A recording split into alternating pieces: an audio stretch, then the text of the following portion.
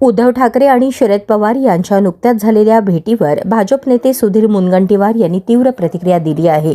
त्यांनी म्हटलं की ही भेट राजकीय हेतूने प्रेरित असून त्यांचा एकमेकांवर विश्वास नाही.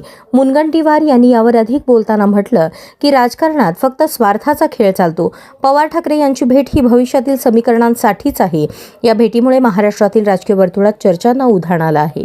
ठाकरे आणि पवार गटांमधील संभाव्य आघाडीच्या चर्चा या प्रतिक्रियेच्या केंद्रस्थानी आहेत.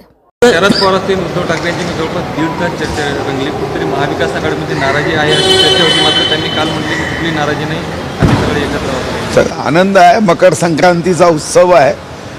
महाविकास आघाडी ही टिकावी, महाविकास आघाडी संपावी असं आम्हाला कधीच वाटत नाही. शेवटी लोकशाहीमध्ये विरोधक सुद्धा असणं तेवढंच महत्त्वाचं आहे.